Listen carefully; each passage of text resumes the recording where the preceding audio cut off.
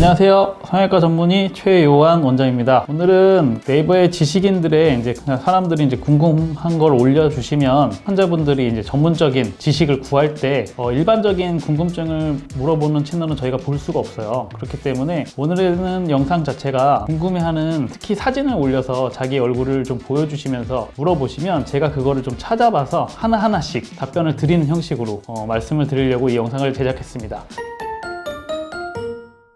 이 환자분 같은 경우는 쌍수 후에 이제 폐임 흉터에 대해서 물어보게 되는데요. 보시면 쌍수 사진을 보시면 라인은 굉장히 이쁘게 잘 라인이 유지되는 것 같고요. 이 부위와 이 부위에 조금 패인 흉터, 또 이 부위에 조금 깊게 찝혀서 잡혀져 있는 흉터들을 좀 볼 수 있으신데요. 너무 걱정하지 않으셔도 되는 건 라인 자체가 이쁘게 잡혀 있고, 이 흉터 같은 경우는 시간이 지나면 유착이 조금 더 느슨해지고 풀리면서 자연스러워지는 과정에서 흉터는 많이 부드러워지고 흉이 도드라지거나 튀어나온 흉터가 아니기 때문에 이런 흉터들은 시간이 지나면 모든 게 해결이 됩니다. 그렇기 때문에 너무 걱정하지 않으셔도 되고, 제가 봤을 때는 이 사진 같은 경우에 밑에 라인 밑부분에 좀 겹주름들이 잡혀 있는 게 좀 보여서 이 주름들로 인해 시간이 지나면서 조금 풀릴 가능성은 좀 있다고 생각이 됩니다. 이거는 그냥 제 개인적인 생각입니다.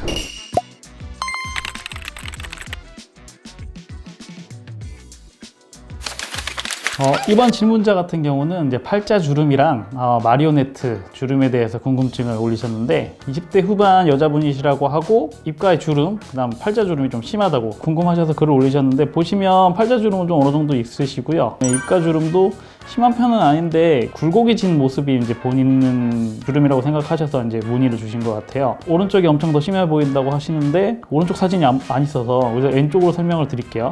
즉각적인 효과를 볼 수 있는 시술이나 수술이 없냐고 물어보셨는데, 수술은 딱히 권해드릴 수 있는 게 없다고 봐요. 왜냐면 20대 후반이라는 나이를 고려했을 때 거상 쪽으로 가야 되는데, 아니면 적어도 실리프팅을 가야 되는데 이 부위가 실리프팅으로 많이 개선되는 부위는 아닙니다. 왜냐면 입 주변은 특히 우리가 말하고 먹고 할 때 엄청 많은 근육을 쓰고 하루에도 거의 한 몇만 번 이상 움직이기 때문에 실리프팅이 그렇게 효과적인 부위는 아닙니다. 하지만 이제 어느 정도 개선을 시킬 수 있는데, 사진상으로 피부를 봤을 때 굉장히 피부 자체는 굉장히 탄력 있고 좋아 보이시거든요. 그럼 결국 이분 같은 경우는 레이저 같은 리프팅 레이저나 아니면 인모드 같은 약간 굴곡진 부분을 조금 해결해 줄 수 있는 레이저 시술을 통해서 어느 정도를 개선시킬 수 있습니다. 다만 한 번에 될지는 한번 환자분을 직접 보고 굴곡진 모습과 환자가 원하는 부위가 적당한 시술 방법이 있는지 한번 상담을 통해서 확인을 해봐야 되겠습니다.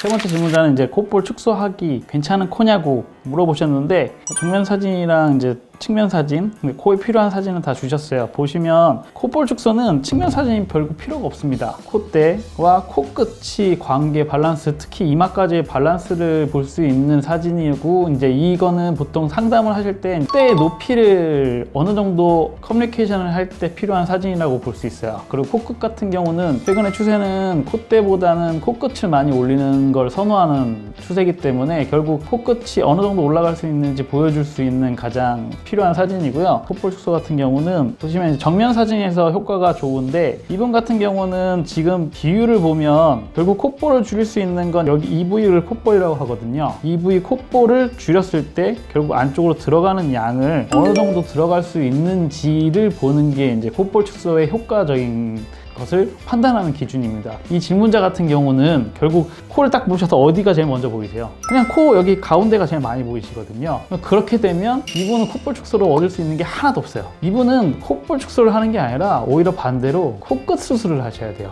그러니까 복코가 심한 코예요. 복코가 심한 코고, 코 중앙과 콧볼과 이 비율 자체가 적어도 1대1대1이 돼야 밸런스가 제일 맞고, 정면에서 봤을 때도 코가 넓어 보인다는 느낌이 좀 덜합니다. 근데 결국 코끝 수술을 권하러 갔을 때 이제 추가해서 말씀드리면, 코끝을 줄일 수 있는 방법은 코끝을 약간 올리면서 줄일 수 있는 방법밖에 없기 때문에 비율적으로 코끝이 한 이 정도까지 올라가실 거예요. 보형물을 쓰지 않아도 가능할 수 있는 높이긴 한데, 이것도 실제로 한번 봐야 정확하게 말씀드릴 수 있고, 상담하러 오시는 분들 대부분이 콧볼을 상담하러 오시는 분들이 꽤 많은데, 이 이유는 제가 봤을 때는, 제가 느꼈을 때는 가장 큰 이유는 한 가지거든요. 코 수술하긴 겁나고 코에 변화를 주고 싶고 코가 조금 더 이뻐지고 싶은 그런 마음으로 오시는 것 같은데, 근데 정말 콧볼 축소 하나만으로도 드라마틱한 효과를 얻으시는 환자분들이 있어요. 그런 분들은 제가 아까 1대1대1이라고 했지만 이분들 같은 경우는 2대 1대 2 정도로 콧구멍 사이즈가 이렇게 큰 친구들, 그 친구들은 정말 많은 효과를 얻을 수 있습니다. 그래서 이분은 콧볼 축소 효과 없습니다.